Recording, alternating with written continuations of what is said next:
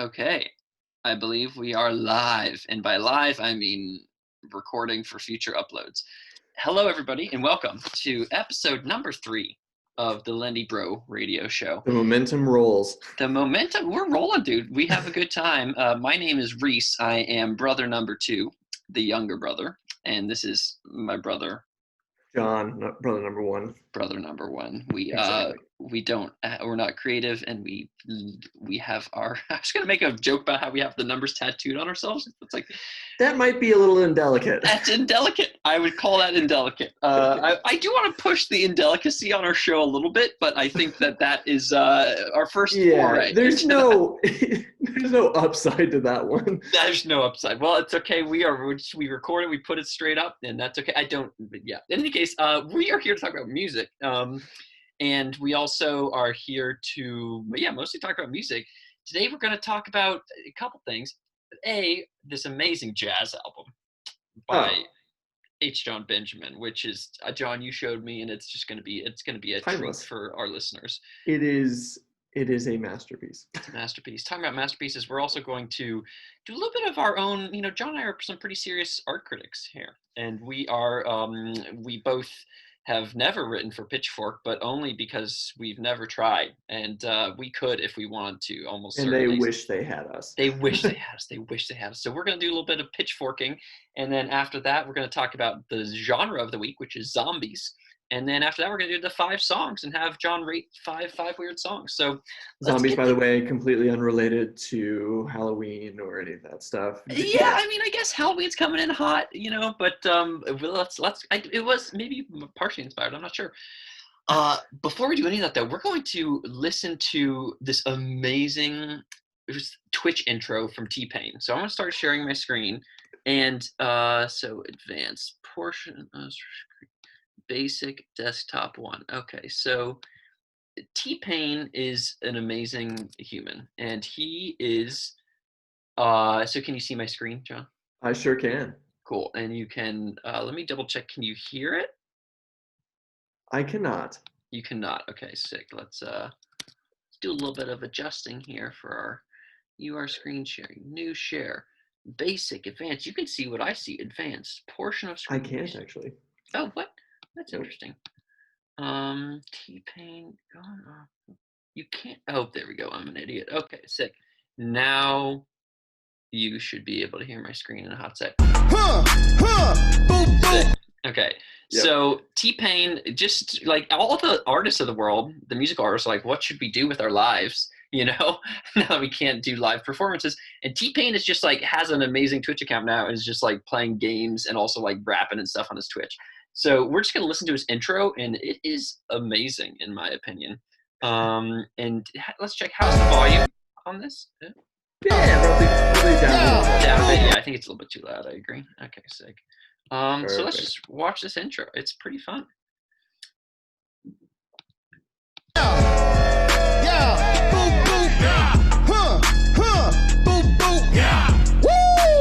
Let go. Look, we about to get it brackin' in this bitch. You just tuned into the latest channel on Twitch. And I am T-Pain, you know the OG. So when you think of legends, I am one of those kings. Oh, please, get on both knees. I'm your host tonight, but feel free to host me. I'm a big brainer, pro gamer. Other channels, lame-os, they no namers. 5 subs, 20 subs, 50. Yeah, I can't put money in the bank cause it won't fit in. Yeah, I stay loyal to my royals and you know I can't switch. Take the trash outside, better get out my face, bitch. That's what's up. Hey, that's what's up. Hey, that's what's up. Let's go check.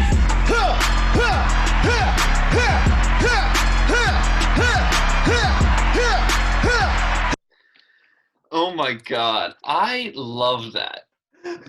What were your thoughts on that? I mean, I feel like it's just like classic T-Pain killing it. I love when I listened to that initially. I was thinking to myself, I'm like, man, Twitch streamers have their work cut out for them. Like that dude has got, he's obviously super skilled from like a rapping perspective, but like it's bringing a whole new thing to the to the world of Twitch, man. I think there's a real thread there that can be exploited by musicians and other things. Where, again, like we talked about, Twitch is pretty much just video gamers, or in the greatest sense. There's a lot of other things, but whereas like I think there could be a real like future for doing like live shows through Switch or through Twitch. That's cool. I mean, obviously, dig it. Yeah, I agree. I mean, Twitch, there's just like there's a new, and people in the VC world would call this the passion economy, where you have certain people who are just individuals on the internet who are sharing their passion with the world. And if that passion is video games, it's on Twitch. If that passion is teaching people, it's on YouTube or Teachable. If that passion is more pornographic, it's on OnlyFans. And so you just have these different mediums for this. But yeah, I think that and for me, that T-Pain thing is just, I just also love at the end where I love his expressions and how fun and authentic it is. And then at the end he says, and he pauses and like, let's go chat. And he's just like, it's like the let's go chat is like a Twitch thing. And he's just like into it. So it's an amazing little, it's a minute long. So it's quick and amazing. Perfect little bite-sized T-Pain experience. Exactly. So let's rock and roll into H. Jon Benjamin. So this album is called, it's about, John, tell us about this album. Okay, so for context, H. Jon Benjamin, which I think is his SAG name, Screen Actors Guild name, is he's usually a voice actor, but he also is a comedian, and I think he also does some live action stuff. But he's been like the voice of Archer, Sterling Archer on the the show, show Archer, and then also Bob's Burgers, and so he's an actor guy. He's an actor guy, and so this album appears to be pretty much it's satirical, but it's also incredibly good. Like it is called I Should Have Learned to Play the Piano, I think, right? And it is a jazz album where H. Jon Benjamin, who has never played jazz piano before in his life, plays jazz piano with, I believe, 3 other actually quite skilled jazz musicians. But not just that, he also has like Kanye-style skits in it, and then like a hilarious random anal sex track at the end of it. We're not going to listen to that one today because that's a little bit too far. But yes, it's just an amazing. It's a funny, and it's a classic take. Just like John and I are going to make fun of Pitchfork later. It is jazz musicians think they're so cool and they're doing free jazz stuff, but like, is free jazz that different than just like a random like a comedian banging on a piano? Maybe not. So let's listen to some of the tracks. This first one is called "I Can't Play Piano Part 1," and you'll get a vibe for it. So, and let me know how the sound is, by the way, John.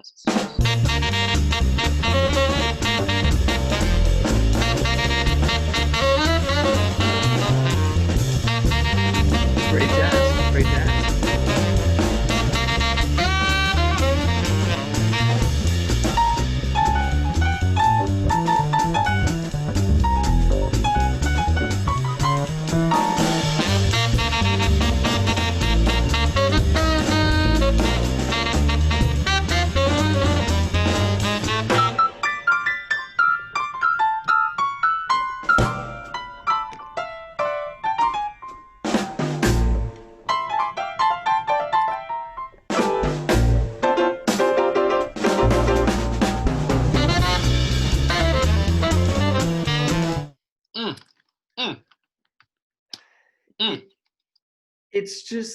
It's so funny. The crazy thing about it, here's the hilarious thing about it. It is hilarious to listen to.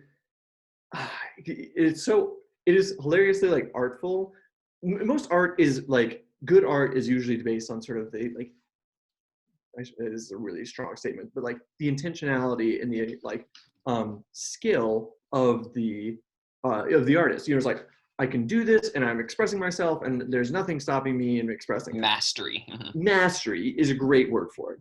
And he has no mastery at all. And yet it's incredibly listenable. And it feels almost like if, maybe a more avant-garde, like free jazz pianist was playing. I think, and that's why I think it's like some folks say the sufficiently advanced technology is no different than magic. And I think similarly, sufficiently advanced mastery is no different than magic. When we hear a free jazz person who's been studying jazz for 30 years play jazz in a free jazzy way, we're like, we don't really get what you're doing, and don't get it. And so this kind of shows that. It's like, yeah, it's so funny.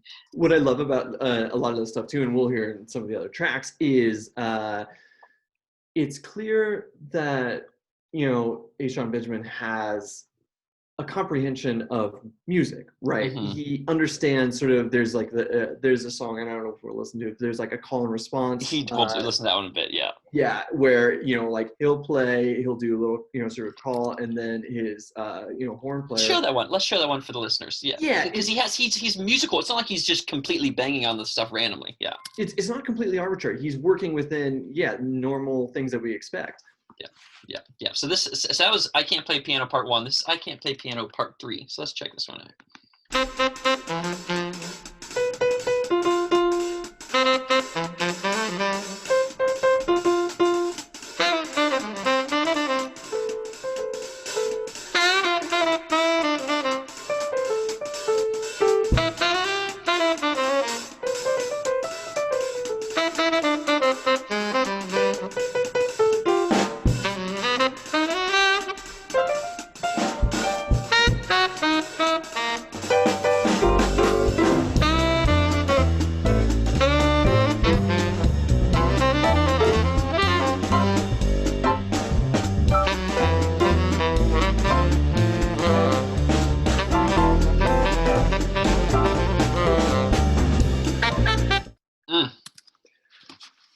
Yeah, I mean, that sort of just is a good example. I think it's a brilliant piece because it really just emphasizes that piece of like, look, you have the real person, then you have the fake person, and you just get to hear them very clearly. The other thing I love about that is that it emphasizes, like, when syncopated beats can feel weird, where you're like, and it's like, whoa, that's kind of like awkward. And so you can hear like the amount that it's like, so it's like it's a feeling of awkward still. And I think normally of course what you expect is that this jazz pianist is doing that intentionally, and because they've mastered the rest of piano, and so that they're doing this to sort of add a little interest and awkwardness to it, whereas H. Jon Benjamin is just like that one. Yeah.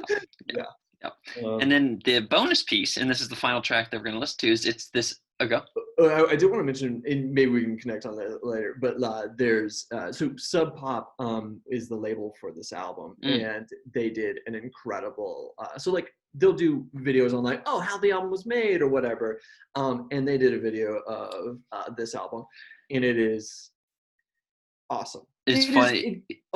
So good. That sounds hilarious. We'll link to that in the show notes. Is it just like, are they treating it seriously? Is he pretending like he's a legit jazz musician? No. So he is like, he goes to, I forget the guy's name, but he goes to an incredibly famous jazz pianist and talks with him. He's like, hey, do you have any tips? And then the guy asks like, okay, so how long have you been playing piano? And H. Jon Benjamin's like, I haven't. And the guy's like, it's gonna be tough. That's funny. And then of course there's other musicians that are with him are like, I don't know if he's brilliant or if he's just making this all a joke. It's good. Very, very good. Highly recommend it. We will link to it. That sounds funny. Yeah, that's a good.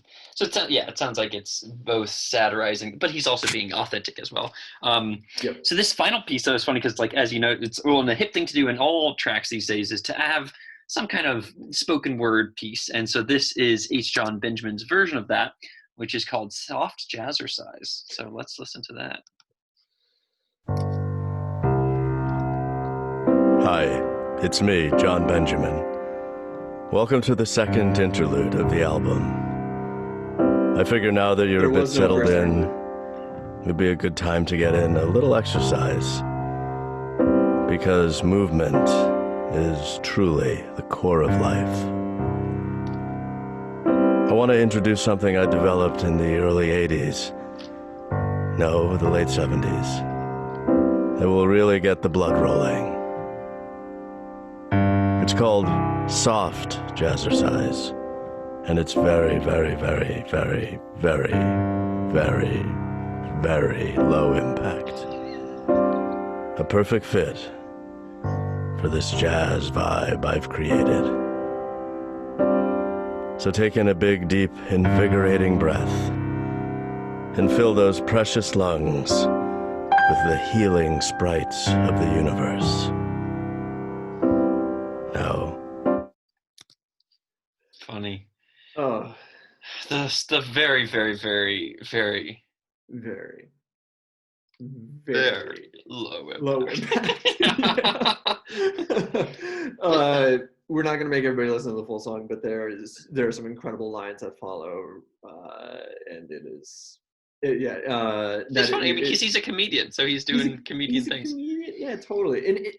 And the introduction to the album is a skit with him, Aziz Ansari, and I forget her name.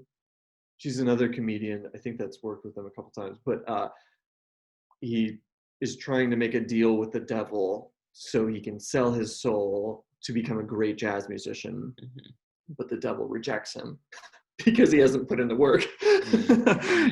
Aziz Ansari is the devil, and he relates it to buying avocados. It's awesome. Yeah, that's fun. That's fun. Yeah. It's a great album. I'm not sure. The other thing with it is like, and something that we generally search for on the show, the Lindy Bros search for, is just super unique stuff. And I don't know that many other or any other things that make fun of free jazz in this way. So I just think it's a really cool thing. So it's a great album. And John, also you like Archer, so that's connected. Yeah, it is. You obviously, I've watched a lot of Archer, and you hear Archer's voice, and it's just there's familiarity there. And it's pleasant in those ways. But yeah, honestly, highly recommend. It is. It's the crazy thing about it is, I imagine if you were to have say a couple bad musicians try to play like pop or new indie rock or something, whatever it is, in general, you would probably listen to it and you'd be like, this is kind of hard to listen to, or this is kind of rough to get through. But this, I think, because of the nature of jazz and how it sort of matured over the years and the nature of free jazz, this album is super listenable. Yeah. They have it's a close enough fit. Like if you just, some of the stuff that we might shows like outsider music, which is really aggressive, it can be too weird, stuff that's like really painful, or like when you and I were at the Mark Rebele concert and he was like really messing with the audience in this way. It was like, this is a little bit aggressive. Is he trolling us? Yes, he's trolling us. And yes, and this is trolling, but it has 3 real musicians plus a fake musician who is close enough to a real free jazz musician that it's like, it kind of works. So yeah, it's brilliant. So definitely check it out, and hope you enjoyed this album of the week. The next thing we're going to do, the next section, is we're going to try to start this pitchfork section where John and I pretend to be pitchfork editors, reviewer types, and people who know a lot about music, who know a lot about read music, a lot about music, who probably work in the music. Talking big words about it. Yeah. As opposed to not knowing that a song was a cover of a Metallica song. Last episode that may have happened, but let's not talk about that, John. So this one, this is actually cool though. I mean, we can be both authentic in its coolness and making fun of the pitchforkiness of it. We generally enjoy Pitchfork. We definitely listen to every best album that they come out with.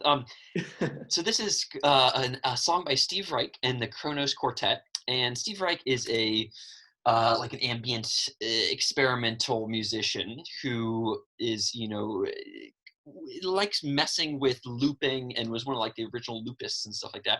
And this song came out in the late 80s, and it won the Grammy Award for some not pop song, but other things. And it is a track about there's 3 different tracks. We're just gonna listen to one, and it takes the sound. It's called, the title of the track is Different Trains, America Before the War, and then the next track is like Different Trains, Germany During the War, or whatever. And it was thinking about what it would have been like to be in Germany as a Holocaust person, going to a concentration camp, and versus being in America at the time, taking a train and being, in more of a safe place. And so this is just a song that talks about that. So let's play it.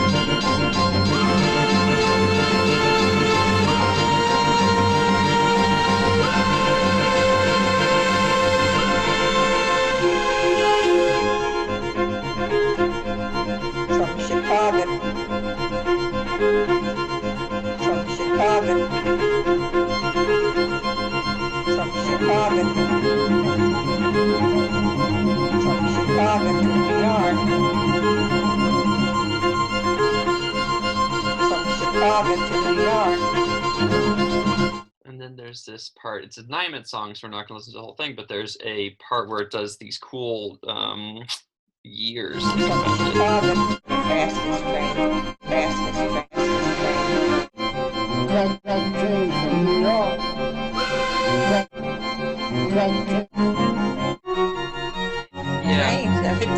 Or we don't need to find the exact spot where, but you get a vibe where it's just taking.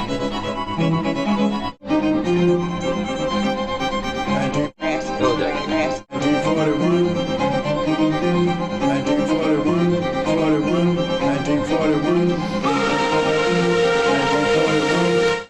Yeah, so that is the song. And as John, you as an art critic, tell me, what are your thoughts on that song? Well, I'm reminded of the classic 1980s version of PC music with its I don't know. You tried your best. I tried my best. It's hard. Yeah, I think it's a funny. I'm just trying to pretend to be smart. You got to pretend to be smart, but I'm not smart, so I can't do it. That's funny. Yeah, I think that there's. Well, yeah, I think it is. Well, it's also just from an artsy perspective. It is a cool. I mean, what are your thoughts, just like genuinely, as a either as a song or as an art piece? So that one was the Trains of Germany one? No, this was Trains in America. Yeah. Oh, Trains in America. Interesting. Yeah, I think trains sort of lend themselves to that sort of loopist kind of theme.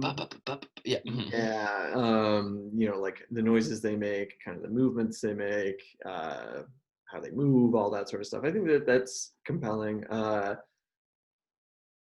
always just, it sounds nice to have orchestral elements over samples. Yeah. And I think that it's clear that he has some degree of mastery of that. But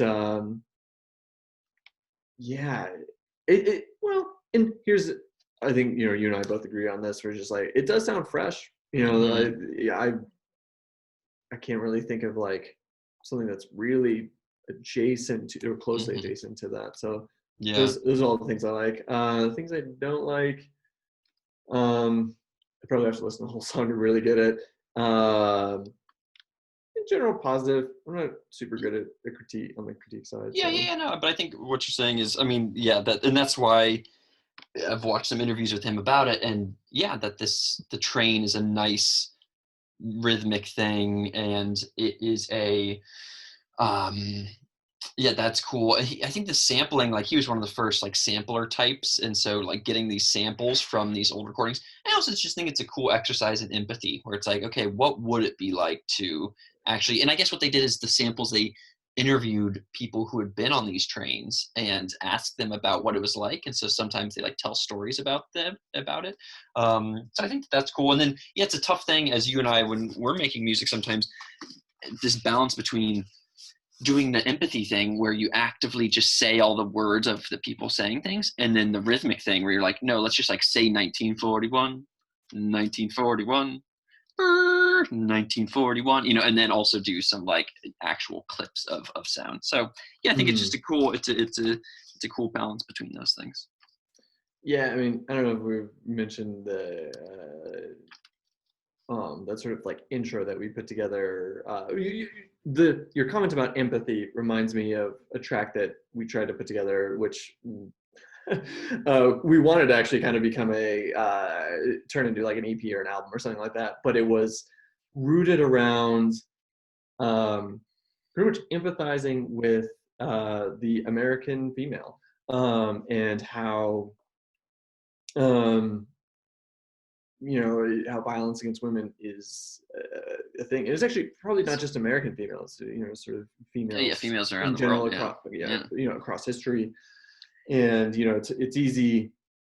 It is hard for us, as men, white male, rich white straight men, blah blah blah. Name them yeah. all. We got them all. We got them all. Yeah, it's hard for us to really, or deeply empathize, and so I think a good we tried our best. We tried our best. We put together our track, which I actually think is cool. It was really cool, and I think that it. And the track specifically was walking. It was someone who we had a lot of walking noises, and it was like we had walking, I think maybe in one headphone versus the other headphone. It was like, okay, you had the woman footsteps, and then these like man footsteps. Just thinking about, for being us being followed at night, which is something that we don't really know, but like know that it happens to others. And so that feeling, and then kind of also the footsteps go, and then it gets faster and faster and faster, and it's kind of intense, and then the music's getting intense. So that was the theme of the song. And it was an attempt at empathy. And so yeah, we're similar to Steve Reich. Is the TLDR there? We would be the same as we'd get a Grammy, but we don't want to hurt anybody else's feelings. We don't want to hurt anybody else's feelings, just like we don't want to be on Pitchfork. Exactly. So that is the artsy section of this show. It became pretty clear that we're not. Well, no, we can artsy it up. I don't know. I don't know what we should do to that section going forward, but I think it is cool to, if you're the only people or the folks who have reached out to me who have listened to the show are people who are into music, obviously, and what they might want to hear stuff more similar to that, And so just keeping that in mind as like, here's... Or they like the fact that we're idiots. I don't know. Yeah, I think they like all of the above. So this next section is the genre section. And the genre today is, again, last time the genre, we always do, we don't do real genre. The genre today is zombies. Themes is the important word. Themes is a better word. That's a better word. And so it's going to be, there's the first two songs are really about just like these funny zombie songs. So let's start with those, and then we'll go to the other zombie songs. So here's the first one called The Zombie Song.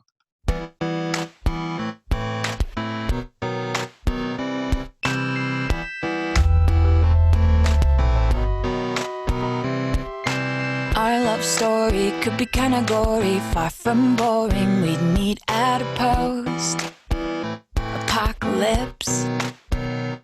I'd be slowly walking in a group stalking you. You'd be the only man alive that I could not resist. Then all of your friends, they'd try to kill us, but only because they'd be jealous that our love is deeper than Edward and Bella's. Oh, if I were a zombie, I'd never eat your brain. I just want your heart, yeah, I want your heart, I just want your heart, yeah. Oh, if I were a zombie, I'd never eat your brain. I just want your heart, yeah, I want your heart, I just want your heart, 'cause I want you. Okay, so that's the first song, which is about zombies and zombies like brains, but no, she just wants your heart.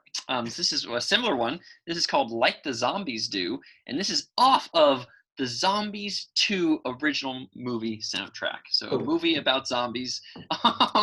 And let's check it out. Do it like the zombies do. Brush your fangs when you wake up. Comb your hair, do your makeup. Sleep at night, don't stay up. Do it like the zombies do. Don't stand out when you're fitting in. When in doubt, do the opposite. Don't listen to him. He's a hypocrite. Do it like the zombies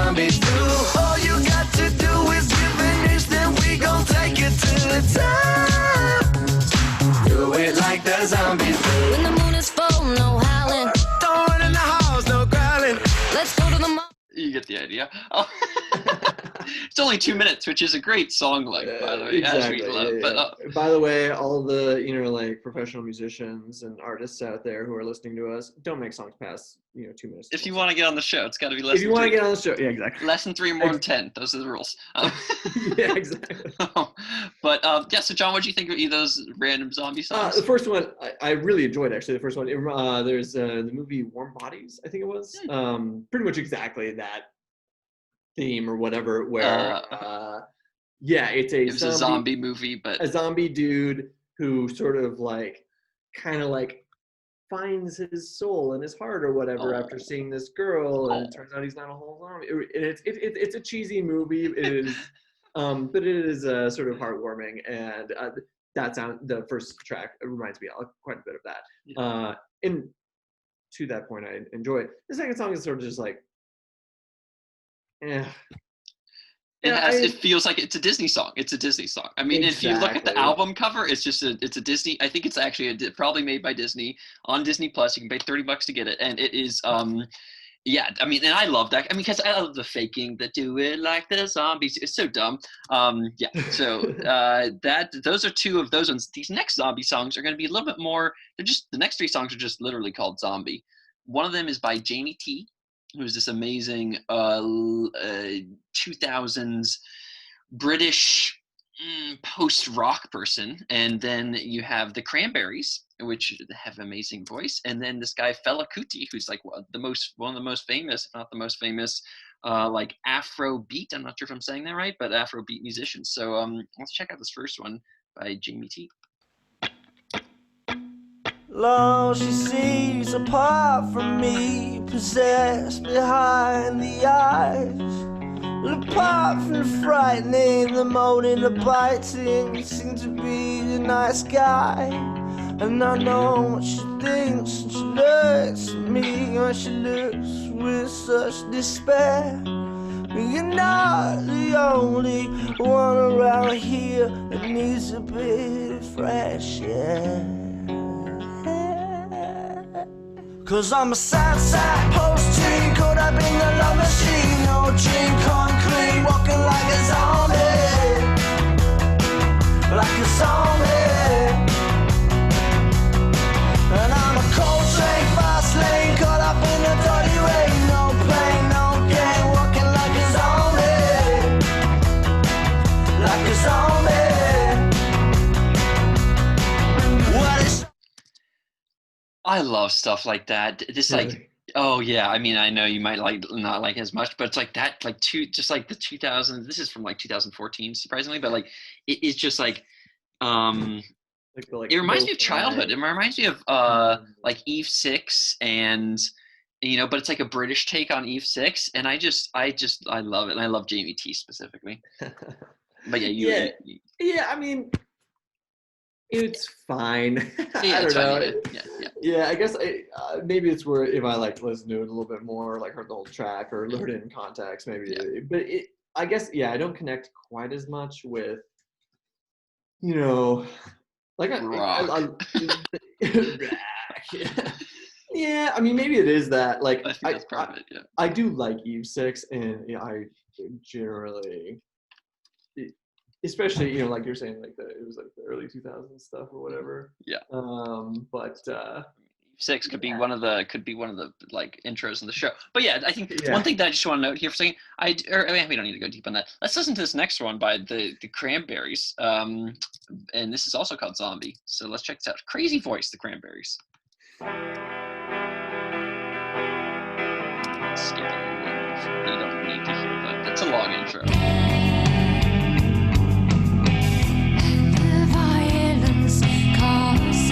Silence, who are we mistaken?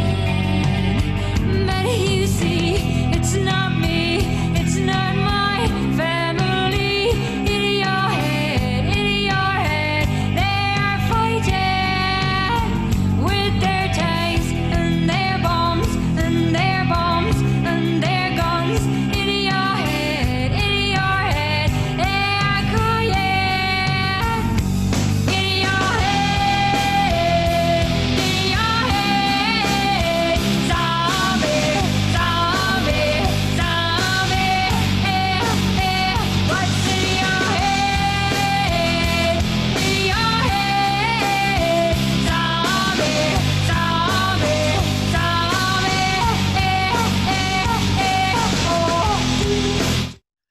Wow.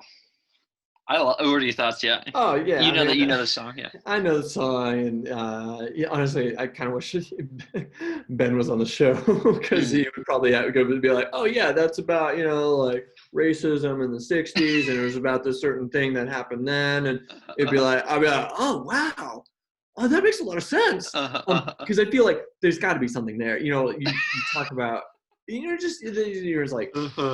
With their bombs and their guns and their guns. Yeah. There's the Cranberries are saying something. I can't decipher it. I don't have enough context. But that sort of thread is compelling. And obviously, yeah, this sort of repetition of like zombie.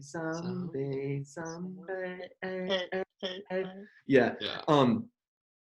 I think that sort of like lyrical treatment is really good, super good, unique, and it reinforces the like the keys piece of the song. I like it.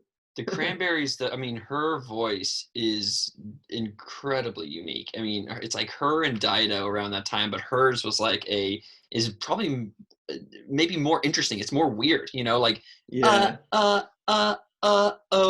does a lot of really. Let's just share that again for a second.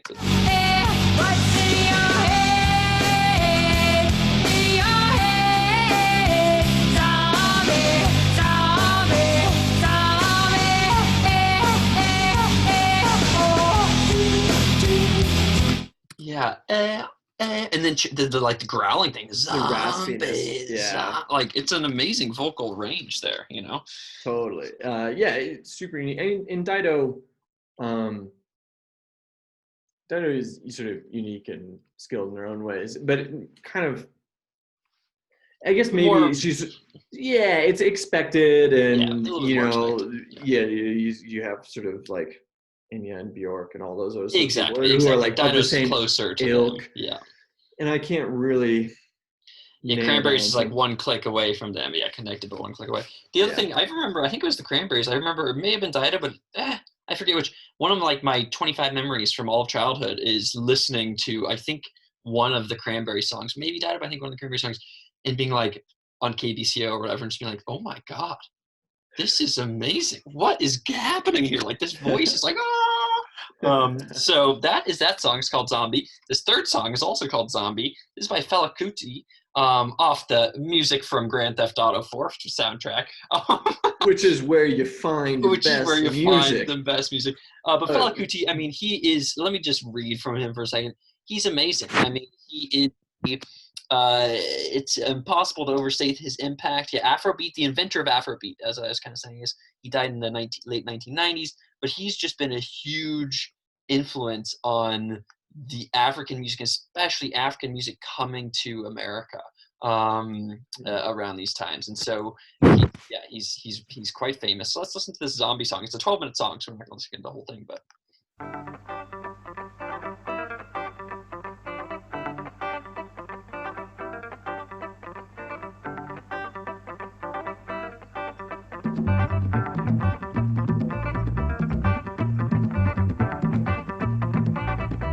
Definitely see playing Grand Theft Auto 4 to this.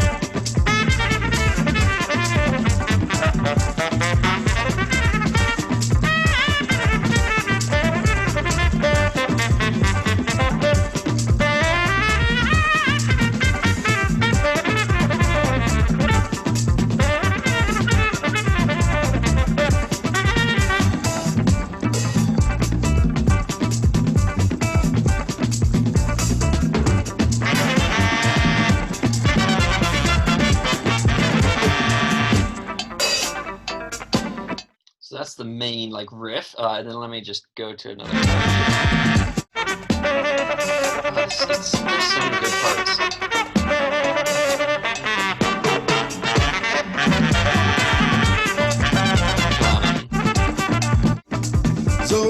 oh zombie. Zombie, oh zombie. Zombie, oh zombie. Zombie, oh zombie. Zombie not go unless you tell him to go. Zombie. Zombie not go stop unless you tell him to stop. Zombie. Zombie not go turn unless you tell him to turn. Zombie. Zombie not go think unless you tell him to think. Zombie. Zombie. Yeah, so that's the jam. I love the Afrobeat vibes because it's like you get, and I guess that this is like the guitar was a great fit for a lot of like I think African and West African music specifically, and Afrobeat stuff where it's like guitar just and this one has amazing horns in it, but I think I think as I think about like the music that exists now, of course there's a lot of amazing rap adjacent stuff like Burna Boy and things like that are really killing it, but like thinking about this like Afrobeat, just playing the guitar and just with like really just like interesting drum stuff, and with just a more of an instinct towards polyrhythm or towards syncopation stuff. One note on that, like here, there's just a little bit of he says zombie on the beat the first time and then off the beat second time.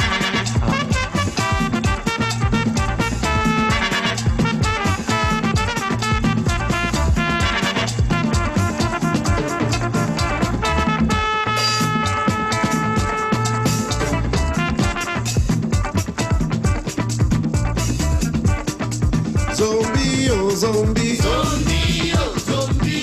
Zombie, oh zombie. Zombie, oh zombie. Zombie not go unless. Yeah, the second time he does it, it's just a little bit later, So yeah, I think so yeah, I dig it. What any thoughts? I mean, it sounds like it when I hear that, I think of the soundtrack for Ocean's 11.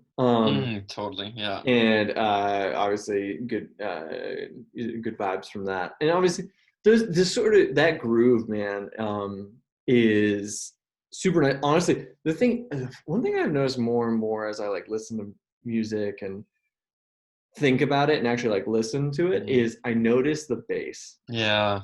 And I notice how the bass kind of really adds color and fills out.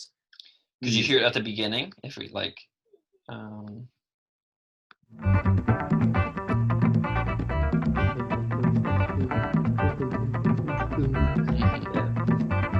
Totally.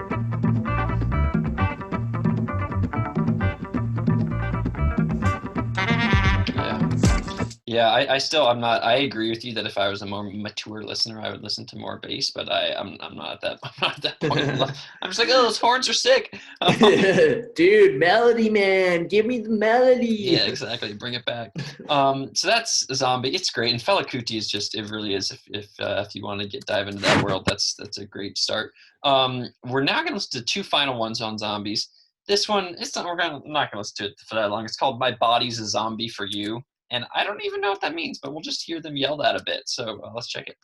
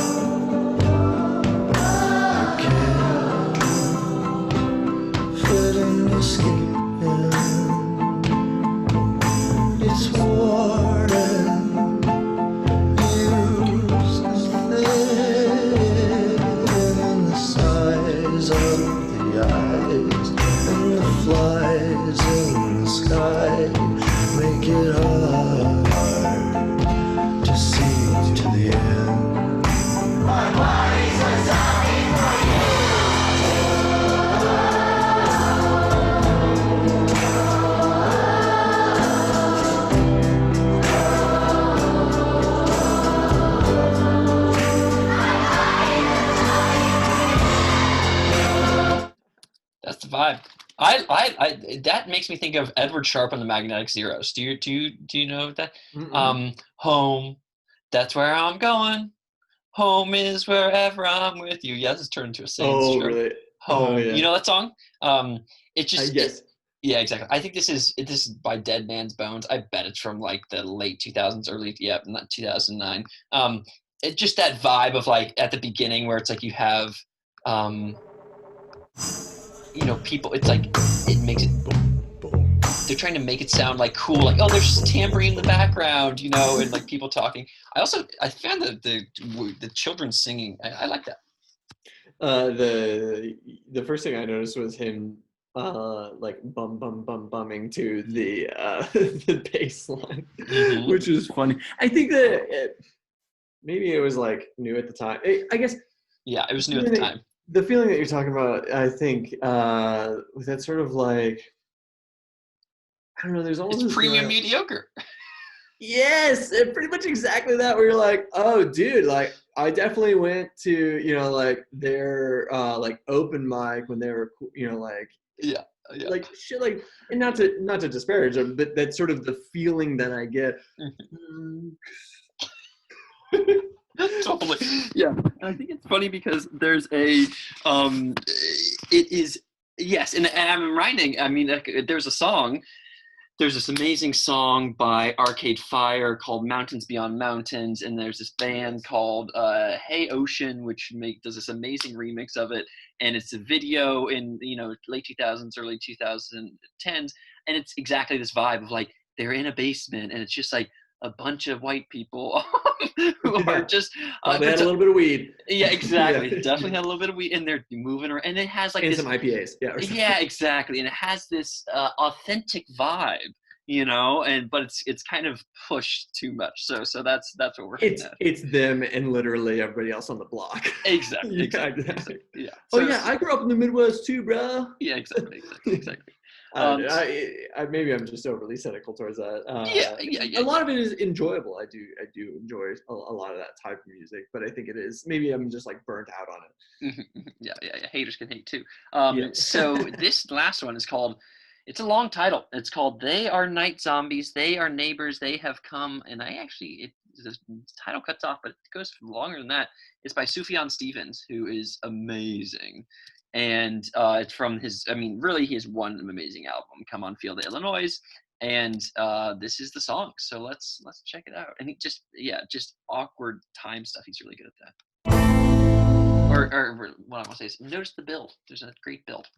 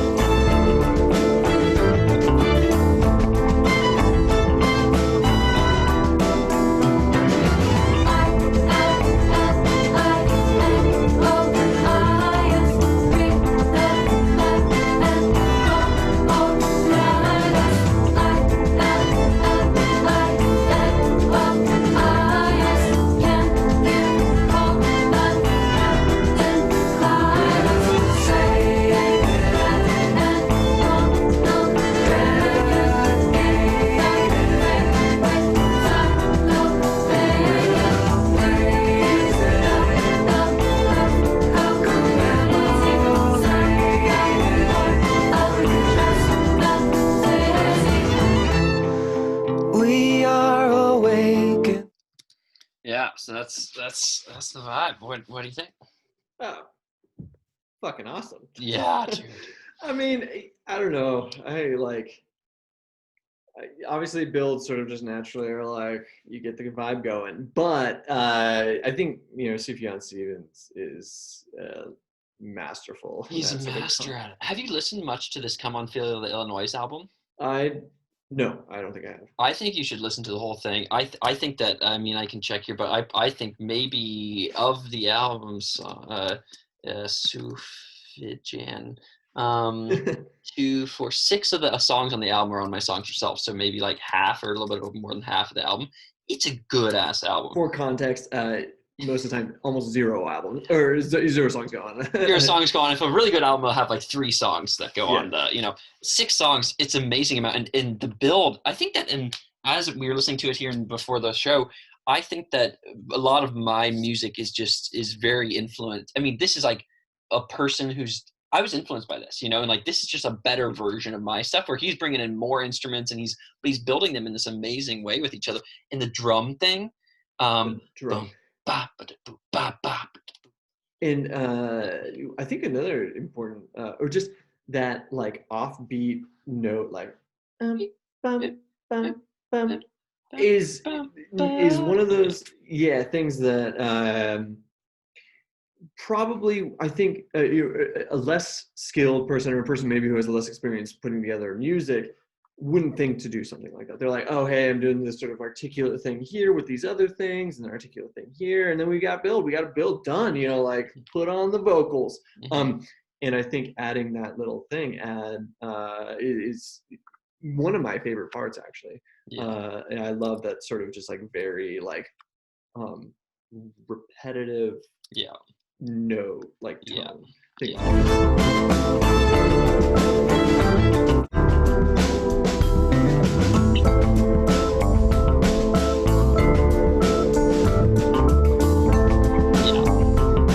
amazing, and it also just leads the way for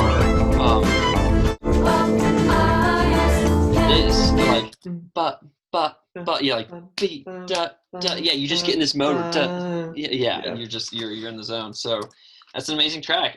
So those are the zombie songs. We had 2 at the beginning that were talking about actual zombie stuff. We had 3 in the middle that were all named Zombie by more famous people like Fela Kuti and the Cranberries.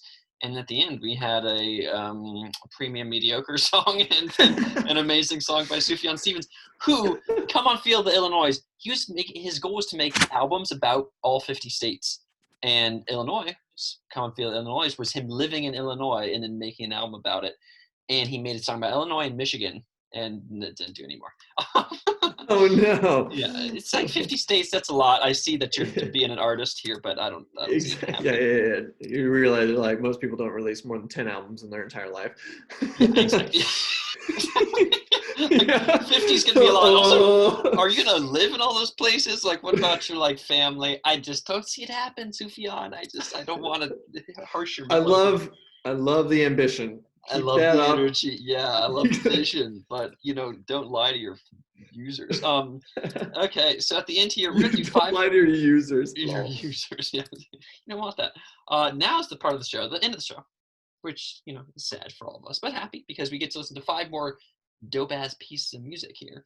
And there's gonna be 5, and then John is gonna rank them, and I'm gonna rank them too, but John's rankings matter more. So here they here they are. The first one's Champion by Fireboy DML and D-Smoke, and this is part of these new amazing. This is Popcan. This is Burna Boy. This is this new emergence of these amazing trap and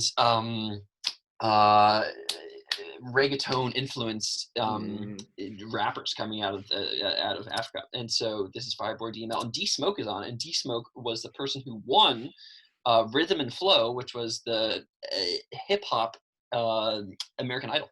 So that was which is cool, and it was an amazing show. It's Chance the Rapper, Cardi B, and one other person who does an amazing job. The judges. The judges, yeah, exactly. Okay, but those are some big names. Dude, it's high quality content because it's people who are doing rap battles against each other. It's amazing rappers, and they are amazing judges, and they're all doing features on each other's. Like they have like one of the shows that I saw. It's people who come in and do. It's like you got Megan Thee Stallion, you got other cool rappers, and these people are coming in and doing the features on their songs. So they got a lot of cool stuff going on the show, and D-Smoke was the winner of the show. That's cool. It's funny because like I feel like this is like such an incredibly awesome remix There, your sound's back. Keep going. Oh, okay. Sorry. I think I was actually covering. So it's such an awesome remix of something that's maybe a little, it's been done out. American Idol is now 20 years in or whatever, Yeah, and like, there's it turned out some people sing good. Whereas this is like, okay, cool. How can we take that sort of concept of that sort of competition, go around the nation, or do whatever, but then remix it, add a little more features. And make it like, hip hop focused. Yeah, I mean, make it it's hip hop cool. focused, Yeah, and I think that's African American focused too. It's a good show. It's as worth opposed checking to Middle American suburban. a little bit different on Fox. Yeah, on 7 p.m. 7 p.m. Central, 8 p.m. Pacific. Whatever. Yeah, exactly. Okay, so we're gonna listen to the song. It's Speaks called for Champion. America. Exactly. Here we go.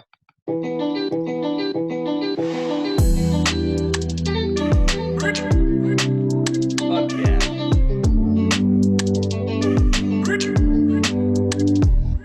I be king, I'm the best my generation ever seen. I came suddenly, I be like Nepa Bill. I never since, I never miss. I be smashing, I be killing everything. From Ikeja to Ojuele, Bridge. To the many places that I've never been. Remember this, I'm a king. I'm a legend in the making, I'm a champion.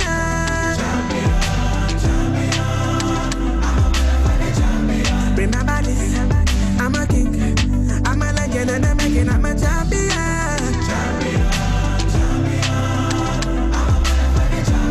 Remember this, I'm a king.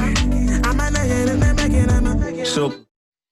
Oh well, hold on. We were just about to get into that feature. Well, Good, hey, I be finding silver lining where the mother said I need patience in due time and I be reclining by design. I've been grinding for my needs. Butter whip to give my nephew, put them diamonds on my knees, shining so dope that I purchased 88 keys for mama to play a song and call my ADHD. With this baby face, fine, get them rarely hate me. Get them belly aches, love them waist deep. Every occasion, I put money in safe keep. Very impatient, be on time when you pay me. Very evasive when they hitting what they see. Made me a nation, then they crown me as their king. Bell rings and then my hands are raised. MGM Grander Mandalay. Envy him now while my victory has just begun. When you see me, just know you looking at a motherfucking champion. I'm a motherfucking champion. Remember this, I'm a king. I'm a legend and I'm a Yeah, that's the vibe. yeah. Here's man, it's kind of sad because I like love the sound. Mhm. Sounds great. And the feature's honestly super good. And also the first, both verses are great. Mhm. You don't love the chorus? Man, that's I trash, love dude. the chorus. It's trash. Here's the thing, because like I don't know. I know that's like sort of it's just sort of a common topic in sort of the world of rap and trap and things like that, of being like, yo, I'm fucking dope, no big. And it's vapid and whatever, and it's kind of just like a theme that people revolve around. I guess I wish it was different. Do you have an issue with the content or with the tone? And what I mean by that is, like, do you think it's a fun, like, if he was saying something like more, like, instead of saying he's a champion, he was talking about like his Nigerian blah blah blah. Like, would you find, would that be so different? Content is the biggest thing. Okay, So what this reminds me of is like, I've got some friends from college who, like, I love them, but one of them is like kind of interested in just sort of like it's tracks similar to that, where they're just like feel good tracks that are catchy as fuck. And they're just vapid. It's like, I think Aziz Ansari like kind of like leans into it a little bit, where he talks about it. He's like, oh yeah, we're in the club, we're getting drunk, we're getting what, and he just sort of is like, it's like, this is like exactly every song in the club. And it's kind of like that, except like, life's great, live it to your best, do all those things, it's awesome, nothing bad happens. And to me, this is kind of a similar sort of tone. I think I don't know, I have no taste for it. Yeah, I think, well, so for me, I'd say two things, or a couple things. One is, I think this is partially part of the African American and hip hop culture, as you say, which is to people who did come from the streets or whatever and are like, yo, I've made it, you know, and like it's like Kanye's a great example. start from the Or, I bottom, mean, now we're here vibes, you know. It's like yeah. those things are cool. We're like, yo, I'm a champion. Like this dude's a Nigerian rapper, you know, born in the late 90s, you know, he's young, he's like, you know, 18 or something, and he is I'm sorry, he's like 22, so I think that's I agree. I see what you're saying, but I think it's easier for that trope to be more true when there are more folks coming from worse places. I think you're covering your microphone. Oh, sorry. It's easier for that trope to be true when there are folks coming from worse places. So I think that is part of it. Could totally be my privilege. Definitely. I think that's part of it. I think the other piece is that there's a I think that for me, I just love it's the same thing as like the Kelly Clarkson song, "What Doesn't Kill You Makes You Stronger." It's not like she's talking about anything interesting in that song. What doesn't kill you makes you stronger. Like that's like I've heard that thousands of times in my life, including in that song. But when I listen to it, I'm like, yeah, this is amazing. And so I feel like lifted up from it, and especially when I'm going through a tough thing. And so this champion thing, for me, I'll put it on and just be like, I'm a champion. And I'm just like, yeah, I'm a champion. Like feeling excited by it and channeling it. Yeah. So I think that's it. And then for me, the final piece is just whether it's the elevating nature of the chorus and just how it's "We're your champion." I just think it's catchy. I mean, that's the final piece. Gotcha. Yeah. I don't. Yeah. Maybe it didn't strike. I could see it being catchy. I think there is definitely something to that. I guess it's also something where it's like I feel like I've heard that current chorus before, you know. And you know, like where the rest of the stuff, it's like super interesting production, and you know, of course, you know, sort of, you know, is Nigerian, you know, like accents and other things like that, or make things more interesting. And the champion stuff is more just like it's a kind of a classic thing. So I think it's a well done. For me, it's in the 90th percentile of well done choruses. But in any case, that's first song, "Champion" by Fireboy Demo. This next one's called "Dolerme" by Rosalia, all caps. Here we go. Very, very good.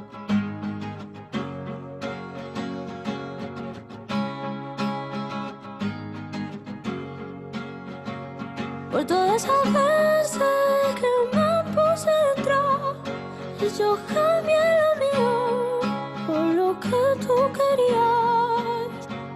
Por todas esas veces que me puse detrás y yo cambié lo mío por lo que tú querías. Esa bitch que ahora tiene baby, no saben qué. Esa bitch que ahora tiene baby, no saben qué, lo que le espera, lo que le espera, lo que le espera. Yo ya no sé por qué no quiero dolerme, acelero para ver si consigo estrellarme. Quiero que lo veas, no pensando en tenerme, así demuestra que he podido olvidarme. Ay, ¿por qué no pones tú también de tu parte?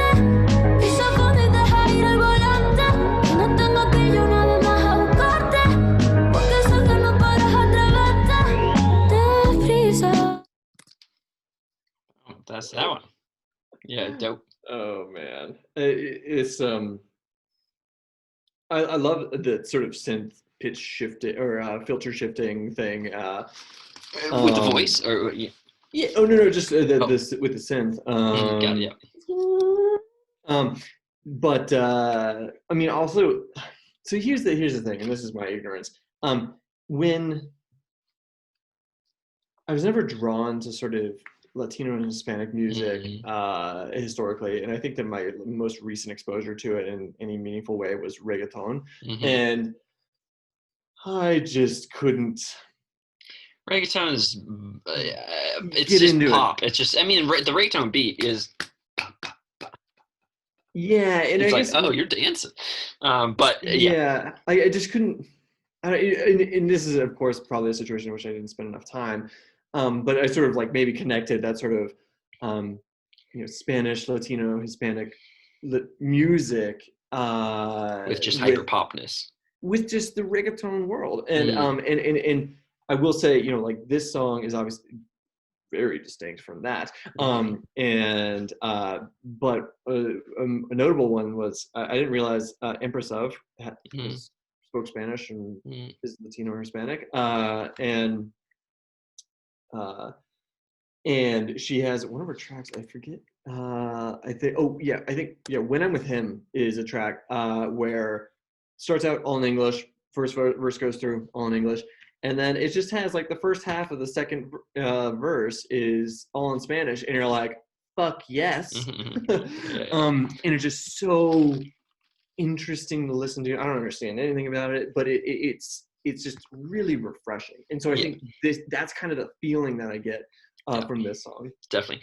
And that's why for me, I mean, after going through, we don't need to talk about this too much, but I have a kind of an intense system for finding music, and I'm on generation 7 of my music inputs right now, and it's almost all world music. It's because everything feels fresher, and I think part of that, there's 2 reasons for that. One is like just like having a different language just feels fresh, you know.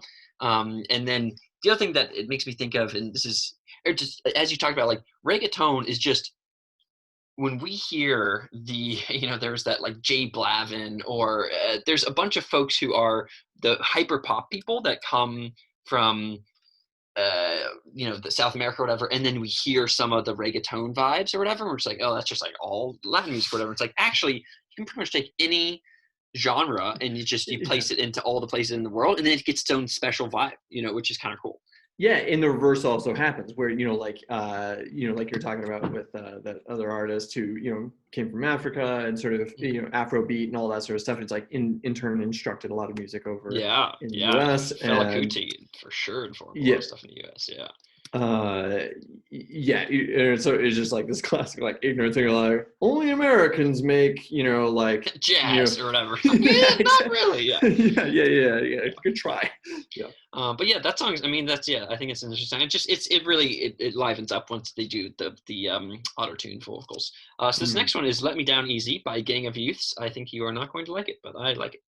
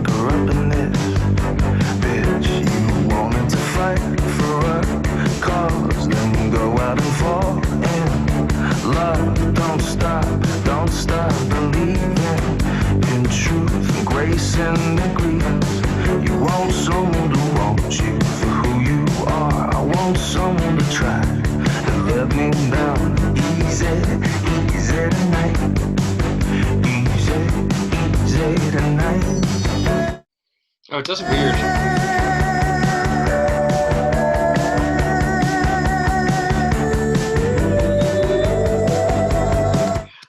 Yeah, what are your thoughts on that? Coldplay. No, just Coldplay style. How so? Just that sort of last section. Oh, got it. I feel like Steve Martin or whatever his name is does a lot of that. Steve Martin is the comedian. Steve old white comedian. Chris Martin. Yeah. Chris Martin. Oh, yeah. Shows you how much we know. Metallica's a thing. I actually it's okay. The music is okay to me, but you know, listening to it and listening to the lyrics, it's clear that he's talking. He is sharing his truth, and you know, he talks about specific times in Paris, and you sort of you get these like you get this story and it's easy to empathize with, his sort of his emotion. And Yeah. I think that's something that I don't feel like a lot of music does super well, and so that is notable. 100%. Yeah, I think that's a great, and that's what I think a lot of this kind of, it's like I think that it says post rock vibes, which are the I wish I could remember any of these names right now. They're all the post rock people. Wow, that's really sad. Music in the late 70s, or early 70s that was these long songs where it's just like you're just doing one beat the whole time, and you're just like boom, boom, you're just hitting it. Yeah, it's just like it's driving. It's kind of trance like, and it is dunk, dunk, dunk, dunk, dunk, just like the guitar is just doing that the whole time. And this has that vibe, and I think a lot of it has. In this one, his voice. I think it just really adds to it. And then I just love it when you have small interplays between the strings in the background and the voice, and how they mostly match up with each other, and then occasionally don't. So I think that's nice.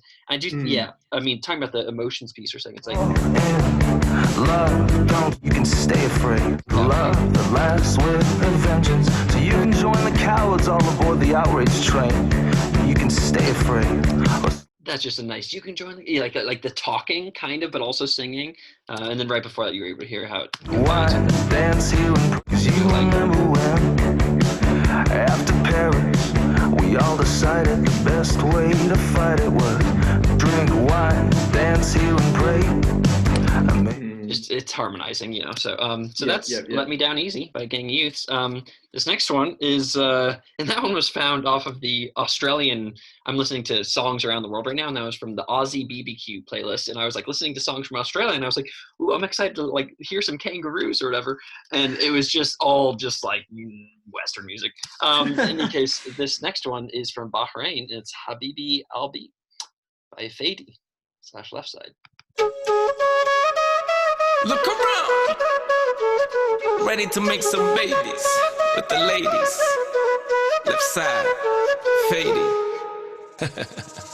Habibi Albi, let me love you like you need. You deserve somebody to treat you like a queen. Oh, when you come home, she's standing there naked. She said, baby, hurry up, don't keep me waiting. She makes you feel good. Yeah, that's my baby. You got it good, so don't you waste it. Look around. She could be a lover, she could be a friend. She give you what you want, make you feel like a man. Yeah. But you gotta be honest, don't try to pretend. Don't give her any reason to never trust again. Habibi Albi, let me love you like you need. I'll give you what you need. You deserve somebody to treat you like a queen. Oh,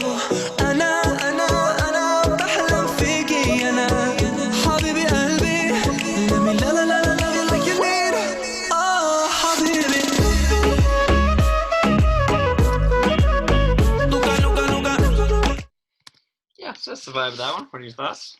I think it has a similar problem as the first song that we listened to, where it's even like, more so.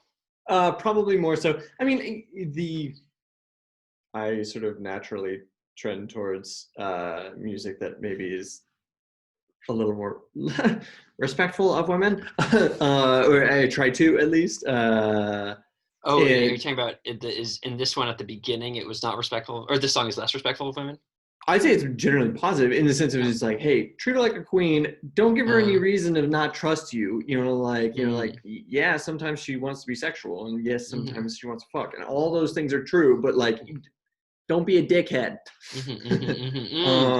Got it. You're not saying. I don't think the first song is against women at all. No. Yeah, I'm more just saying that there's if there's a positive women vibes, you're into that. Yeah. Exactly, and I'd say that that's generally good. And of course, like it's got I think that like some sort of reggaeton vibe, like so reggaeton. This is like classic, and this shit is just. I mean, the reggaeton plus the frickin' just like electronic boom boom. It's just like. Spread so much. It's like you're searching for world music, and you're like, please let it not be reggaeton in this, Yeah. And of course, always interesting to have this sort of more ethnic is not the right term, but just like not American sort of like pan flutes or whatever they were using there. That's what I think is actually pretty interesting here. Is like even when we hear that, and I personally love how he goes like la la li, and then like do do, and that combines the pan flute. They kind of like play with each other in this cool way. Let me play that. Treat you like a queen, be like you need. I give you what you need. You deserve some. Habibi qalbi, let me la la la la love you like you need. I give you what you need. You deserve somebody to treat you like a queen. Oh, Anna. بحلم فيكي أنا حبيبي قلبي. Let me la la la la love you like you need. Oh, حبيبي.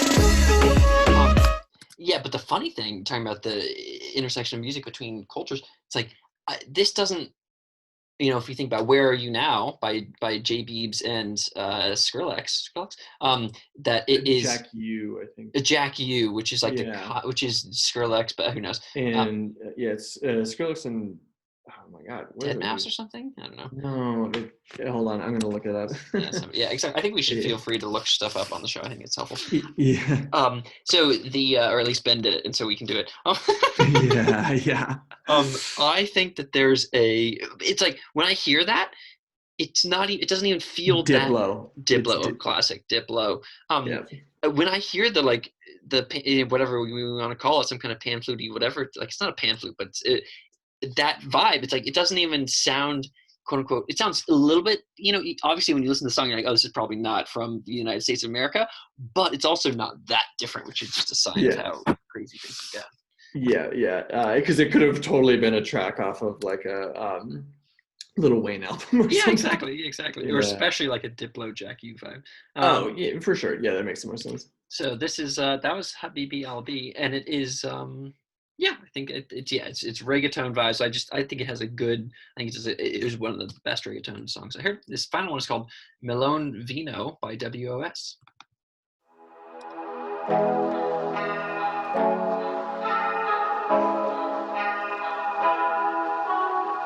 Estoy sentado esperando que se pase el rato. Estas palabras se parecen a mi autorretrato. Ey, hoy ya no quiero hablar. Si las sensaciones que en serio cambiaron mi vida no creo que las pueda explicar. Voy a amarte y a tocarte. Solo te pido que no me apuñales cuando abras mi cuerpo para darte un lugar. Y el mar se va con mi secreto. Los va a llevar marea adentro. Siempre vuelvo con mi sombra. Te invito a que la conozcas. Me revuelco con mi sombra. Te pido que no la rompas. Tengo estudio y un colchón. Tengo amigos un montón. Tengo vino y un melón. Ready para el vacilón. Ey, tengo, gano, busco, voy, rompo todo lo que soy. Tengo estudio y un colchón. Tengo amigos un montón. Tengo vino y un melón. Ready para el vacilón. Ey, tengo, gano, busco, voy, rompo todo lo que soy. That's how. Yeah, I mean, I don't think it's. I enjoy it. Again, we talk about the freshness of different languages and those things, and I think that it has all that going for it. There's an interesting thing where they're pretty much doing like the trap hi-hats except with the clave. And Que la pueda explicar. Armaré adentro. Siempre vuelvo con mi sombra. Te invito a que la conozca. it sort of expands after that. But yeah, I mean, I think it has a lot of things going for it. But again, I guess maybe it doesn't speak to you fully. And I don't know if I would, I would certainly not connect with it nearly as much if it was, a white dude, speaking English. Which is, I think, an interesting piece of these things, and that's actually why I put it on, is because, especially with rap, where there's like, when you think about the amount of like, quote unquote, other, there's like, it's not like there's that much of a, especially during the beginning part, it's like there's no melody that we're listening to, it can be easier to, like, if you listen to classical music and it's like, oh, it's classical music from the United States versus from France versus from China or whatever. It's like, they're not singing or whatever, so it's all of, but this one is just like it's rap, so it's just like, he's just talking a lot. And so it's just interesting to get to see what speaks to you in that form when you don't know any of the lyrics. So Yeah. One thing that I have noticed is, and I think, we see it in Sufjan Stevens' track. We see it in, of course, oh God, what is that Kanye West track that is incredible? Runaway. Runaway, where I think there's actually something really powerful about introducing drum lines not on the first beat. Yeah. You got to be diligent with it, and sometimes it sounds weird as fuck, but I think that every time like I listen to this track and I'm like, yeah, bass. It's just like, okay, yeah, all right, got it. Yeah, I hear what you're saying. I also think I just like to hear I love the transition to whatever left field R&B style openness, spaciousness of this stuff. Like here it's like Parecen a mi autorretrato. Ey, hoy ya no quiero hablar. Si las sensaciones que en serio cambiaron mi vida no creo que las pueda explicar. Voy a amarte y tocarte. Solo te pido que no me apuñales. And I see what you're saying. It's not that, and it's boom. It's just there, But I do like the spaciousness. Is my oh yeah, definitely. I'm not saying that it has to sort of be full of percussion. I'm just saying that like that would have been more interesting, honestly, if they didn't even start with that first bass, where you're just like, oh, clack, and then it sort of drives into the, that's sort of expected. But the plebs need to listen to it, John. The masses. Okay, so we're gonna can't surprise them too much. Exactly, you gotta give them what they want, which is Taylor Swift. So this is we're gonna listen to 5 songs here, and John's gonna rank them. So the first one, as a reminder, is Champion. Just this. I'm a king, I'm a legend.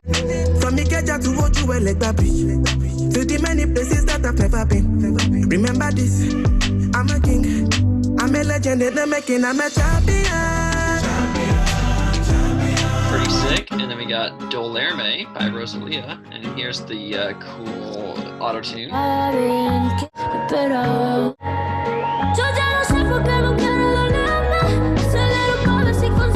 then we have Let Me Down Easy, which is post-rocky vibes, but has maybe a little bit of emotion. And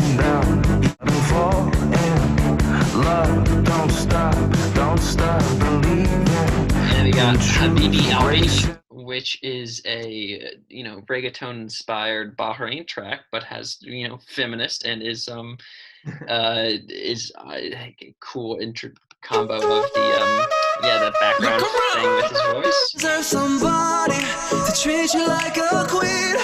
Oh, Anna, Bahlam Fiki, Anna, Habibi Albi, let me love you like you need.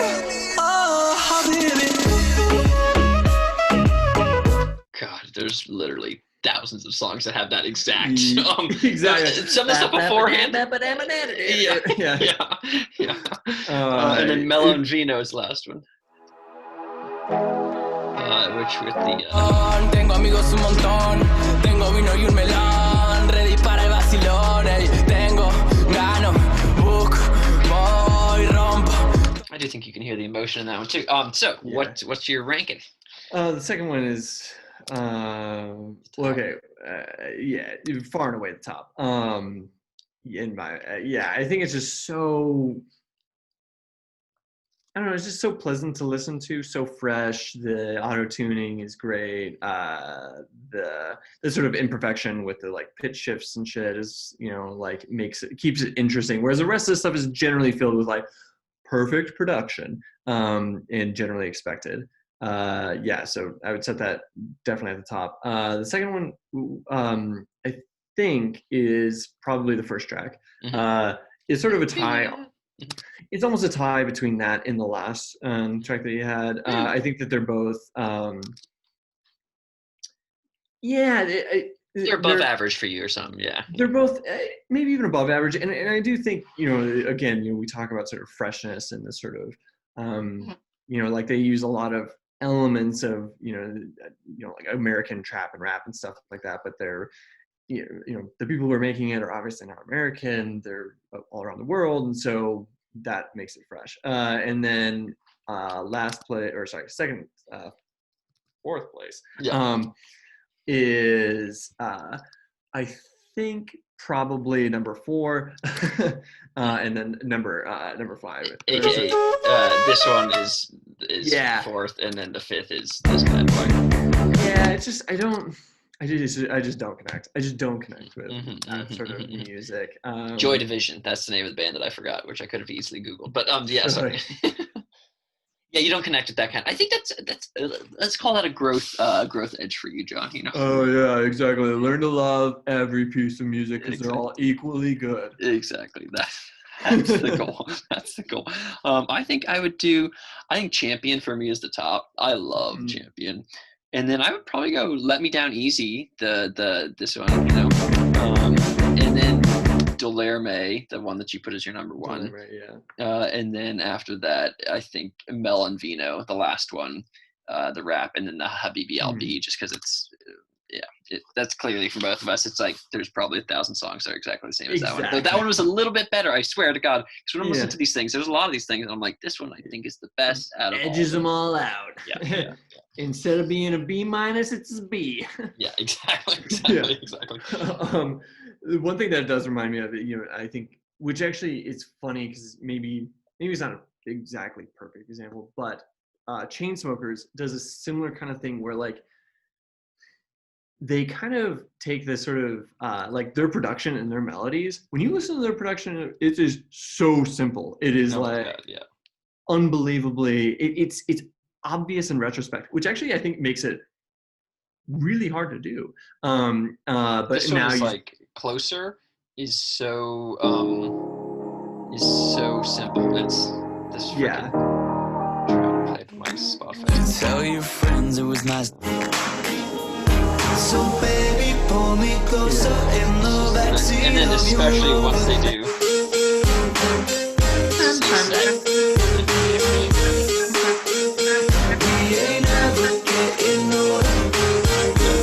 It's literally quarter notes. Yeah. But it's awesome. Closer is an incredible track. How many plays on Spotify do you think? 1 billion? 1.2 billion. 1.8? 1.8 billion, 1.8, dude. We got the 1.8 mark. It's one of the top played songs on all of Spotify. I'm not sure what else is beating it now, but yeah. That Major Lazer track. There's a couple others that are in the top for sure, but yeah, and God knows some Ed Sheeran crap is up there. Exactly. Honestly, the funny thing is, you know, a counter to Pitchfork. Like Pitchfork ripped apart Divide, and pretty much called it like deeply vapid, and This Man Is Fake. And they might be true, or they might be right about that. I actually really like Divide. And he knows how to make music. Yeah, I mean, honestly, you know, it's Ed Sheeran. Yeah, and I think on that it is admittedly a little like too expected and too approachable and too all these things. It's just sort of like, you know, like any idiot. You don't learn anything about Ed Sheeran. You know, well, I think it's just what speaks to you. Like, so when I think about the track that you put 5th today, it is like, I think that track is much less vapid and much more even musically interesting than the Ed Sheeran stuff, and that the Ed Sheeran stuff is just proliferated around the world, and there's just so much of this Ed Sheeran. I mean, he's not making, it's like super and it's just like a question of just for different folks, different things speak to them more. And so for you, we've chatted about this before, but for you, a song that is like that last one, the post-rock vibes, it has to be the top of the top for you to like it, you know. But for the Ed Sheeran stuff, it can be like pretty good, and you'll be like, yeah, this is pretty good. Well, you could probably make the argument too that like Ed Sheeran for pop music is the top of the top. You know, people love him. The people love him, and it's you know, the production quality is high. He's got all these things breaking his way, and red hair. Yeah, plus the red hair. You can't not have that. I wish he emphasized. My favorite tracks are the Irish ones, and I wish he leaned on that harder. I just wish that he leaned on that like gimmickly hard. You know, like that would be amazing. Yes.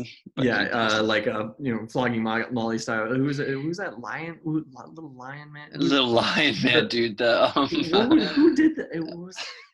Who would that? I listened to that track when it was under 1 million plays the first time on Weird YouTube. flex, but okay. Yeah, dude, I got that. Who sings the line, man? I forget. Mumford and Sons? Mumford and Sons. Yes. Yeah, I was like, okay. Yeah, exactly. Yeah. That's a gimmick for them, and it's enjoyable generally. But they're not even. Yeah, I think it's different than Flogging Molly. In any case, they're different, but I'm just saying that sort of vibe, you know. Don't connect Flogging Molly to Mumford and Sons, you piece of shit. So we're at the end of our show today. I mean, next week, Wano. Well, hope you enjoyed the show, listeners. And let us know if you have any feedback or thoughts or different music you want to hear on the show. That's why we're wrong. Why we're wrong, and all the above. Next show, John. I mean, stuff that's on my mind. I mean, Bill Wirtz could obviously be an amazing. Definitely. I'm a little bit thinking about gender also here and intersectionality, and wondering if what was our first. I guess we did Toots and the Maytals, and so that's kind of diverse. I mean, John H. Benjamin is just a white dude. Bill Wirtz is just like a random white dude. Well, we started with Haim. We start thinking, okay, so we're doing okay. We're doing. We want to make sure that we have equal representation. We do. We honestly do. It is important. I mean, it is important. I mean, we listen to all kinds of random world music crap, but yeah, Bill Wirtz is amazing. So maybe Bill Wirtz. Any other stuff? On that note, I mean, was I talking to you about this? I don't know if I mentioned it in one of our shows, but when I run an album club at my work, and I did some analysis on the gender of the artists that were both recommended, and we randomly select albums for albums of the week that we listen to and review.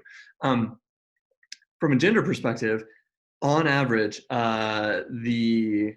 they're like massive overrepresentation of men or male-led groups, like 80% or something, or what was the? It was like 4-1 almost, something like 80%, that. Yeah, 80%, yeah. And then the highest ranked female album was, I think we had like 40 albums or something like that, maybe. The highest ranked female album was like number 6 or something. Mm-hmm. But of the top 13 albums, one of them was a female-led album. Mm-hmm. And so this is all to say that it was like sort of surprising to kind of see, you know, this group is made up, you know, the album club is made up of, you know, pretty much, I think actually more women than men, but we sort of strangely trended towards male albums, better than, you know, like thought they were better. Yeah.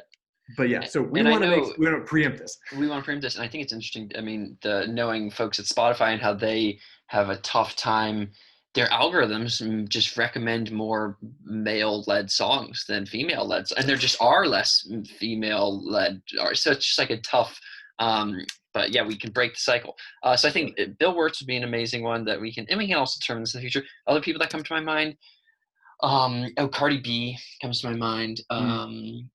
I think like Fleetwood Mac comes to my mind. Oh, doing a classic.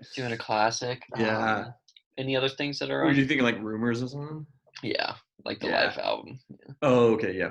I was thinking maybe Arca could be something that could be interesting. One of the things we do like a Rage Against the Machine album. Some Rage. I mean, not an album necessarily, but some Rage stuff. Yeah. Yeah. Oriented around maybe like sort of greatest hits of Rage Against the Machine. How relevant then, relevant now. They're super good. The ones that are speaking to me right now are the. I think. Arca would be interesting. I think we should do Bill Wirtz next time. Because it's unique and it's really so different. Yeah, it's so different. So we'll start with Bill Wirtz and then we'll go from there. But I think Arca sounds nice. I think that Rage Against the Machine sounds nice. So we'll keep those. We'll keep those on the list. And with that, anything else to say to our listeners, dear Wano? Nah, man.